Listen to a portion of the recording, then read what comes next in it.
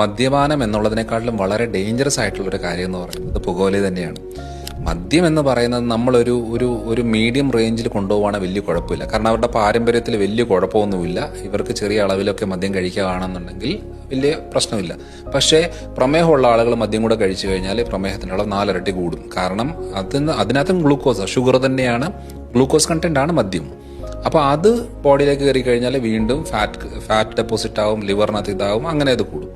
പിന്നെ ഇതൊക്കെ നമുക്ക് ഈസി ആയിട്ട് ക്ലിയർ ആക്കാനും പറ്റുന്നൊരു കാര്യമാണ്. ഇപ്പോൾ നമുക്ക് ഓൾറെഡി ലിവറിന് ഒരു പ്രശ്നം വന്നു, അത് നമ്മൾ പ്രോപ്പറായിട്ട് ട്രീറ്റ്മെൻറ്റ് ചെയ്ത് ഡയറ്റ് നോക്കി സപ്ലിമെൻറ്റ്സ് ഒക്കെ എടുത്ത് ലൈഫ് സ്റ്റൈൽ ചേഞ്ചസ് ഒക്കെ വരുത്തി കഴിഞ്ഞാൽ ഈ ഒരു ഡാമേജ് നമുക്ക് ശരിയാക്കി കൊണ്ടുവരാൻ പറ്റും. പക്ഷെ പുകവലി എന്ന് പറയുന്നത് അങ്ങനെയല്ല. ഒരു തവണ നമ്മളിപ്പോൾ ഒരു സ്മോക്ക് ചെയ്യുമ്പം ഇത് നമ്മുടെ ലങ്സിൻ്റെ ഉള്ളിൽ പോവും, ആൽവിയലൂടെ പോയിട്ട് അത് ബ്ലഡിലേക്ക് ഡയറക്റ്റായിട്ട് എൻട്രി ആവുകയാണ്. ഈ കാർബൺ ഡയോക്സൈഡ് പുറത്തേക്ക് വന്ന ഓക്സിജൻ ഉള്ളിലേക്ക് കയറുമ്പോൾ ഈ സാധനങ്ങൾ ഉള്ളിൽ കയറുകയാണ്. ഈ നിക്കോട്ടിന് 14,000 കെമിക്കൽസ് ആണ് ഇതിനകത്ത് കിടക്കുന്നത്.